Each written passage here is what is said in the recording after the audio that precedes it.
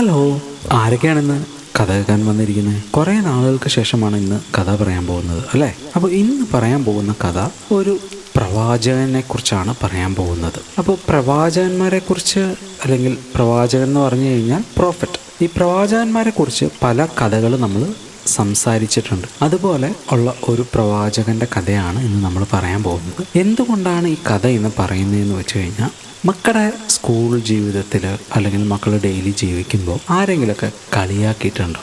അതായത് നമ്മൾ കളിയാക്കുക അല്ലെങ്കിൽ പരിഹസിക്കുക എന്ന് പറഞ്ഞ് സാധാരണ പറയുന്ന ഒരു കാര്യമുണ്ട്. അപ്പോൾ ഈ പരിഹസിക്കുക എന്ന് പറഞ്ഞു കഴിഞ്ഞു കഴിഞ്ഞാൽ മറ്റേ ആൾക്കാരെ, അതായത് നമ്മുടെ കൂടെയുള്ള മറ്റു മനുഷ്യരെ നമ്മൾ അവർക്കുള്ള എന്തെങ്കിലും പ്രശ്നങ്ങൾ കൊണ്ടോ അല്ലെങ്കിൽ അവർക്ക് എന്തെങ്കിലും വൈകല്യങ്ങൾ കൊണ്ടോ അല്ലെങ്കിൽ അവർ ചെയ്ത എന്തെങ്കിലും കാര്യങ്ങൾ കൊണ്ട് കളിയാക്കുന്ന, അവരെ വേദനിപ്പിക്കുന്ന കാര്യത്തിനാണ് നമ്മൾ സാധാരണഗതിയിൽ എപ്പോഴും നമ്മൾ കളിയാക്കുക എന്ന് പറയുന്നത്.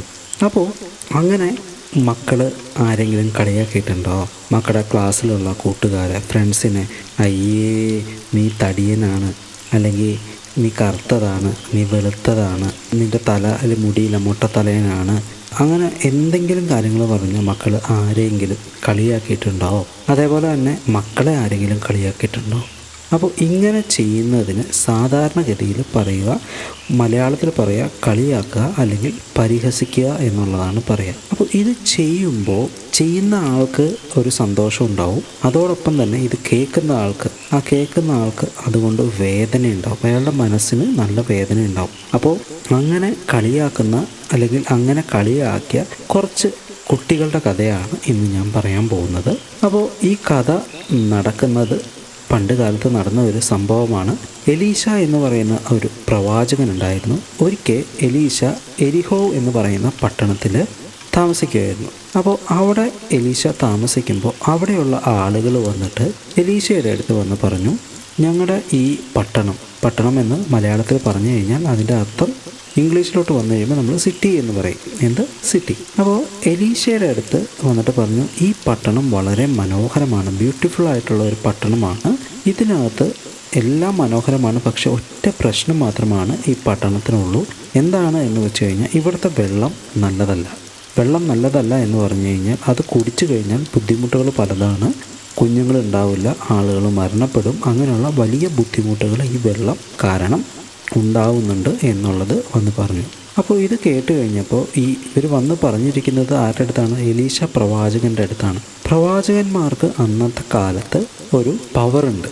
അപ്പോൾ പവറുണ്ടെന്ന് പറഞ്ഞാൽ ശക്തിയുണ്ട്, അവർക്ക് ചില കാര്യങ്ങൾ ചെയ്യാനുള്ള ശക്തി ദൈവം അവർക്ക് കൊടുത്തിട്ടുണ്ട്. അങ്ങനെ ഇത് കേട്ട് കഴിഞ്ഞപ്പോൾ എലീശ പ്രവാചകൻ പറഞ്ഞു, നിങ്ങളൊരു കാര്യം ചെയ്യേ, ഒരു ചെറിയ പാത്രം എടുത്തുകൊണ്ട് അതിൽ കുറച്ച് ഉപ്പിട്ടിട്ട് കൊണ്ടുവരാൻ വേണ്ടി പറഞ്ഞു. എന്താ പറഞ്ഞേ? ചെറിയ പാത്രം എടുത്ത് ഉപ്പിട്ട് കൊണ്ടുവരാൻ പറഞ്ഞു.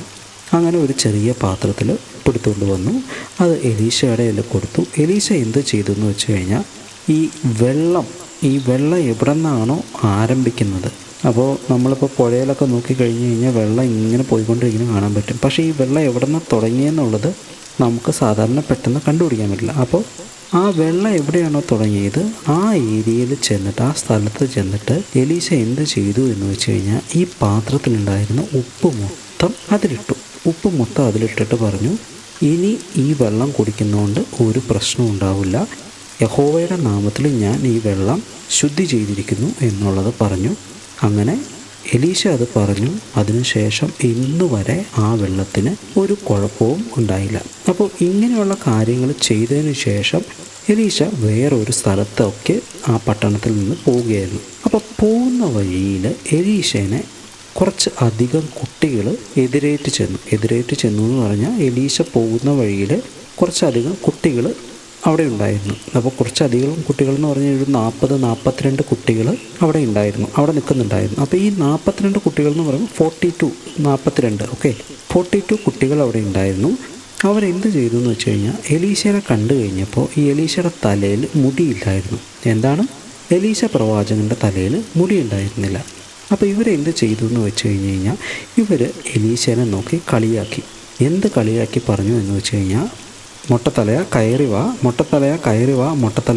വാ എന്ന് പറഞ്ഞ് അവർ ഈ എലീശയുടെ അടുത്ത് നോക്കി കളിയാക്കി പറഞ്ഞു. അതായത് എലീശനെ ഈ ബാലന്മാരെ, ഈ 42 ബാലന്മാരും കളിയാക്കുകയാണ് ചെയ്തത്, പരിഹസിക്കുകയാണ് ചെയ്തത്. അപ്പോൾ ഇത്രയും വലിയ കാര്യം ആ പട്ടണത്തിൽ ചെയ്തിട്ട് എലീശ അവിടെ നിന്ന് നടന്നു വരുമ്പോൾ ഈ ബാലന്മാർ എലീശേനെ കളിയാക്കിയിട്ട് മൊട്ടത്തലയാ കയറി വാ എന്നും പറഞ്ഞ് പറയുന്നത്. അപ്പോൾ ഇത് കേട്ട് കഴിഞ്ഞപ്പോൾ എലീശ തിരിഞ്ഞു നോക്കിയിട്ട് എന്ത് ചെയ്തു എന്ന് വെച്ച് കഴിഞ്ഞാൽ, യഹോവയുടെ നാമത്തിൽ, ദൈവത്തിൻ്റെ നാമത്തിൽ ഈ 42 കുട്ടികളെയും ശപിച്ചു.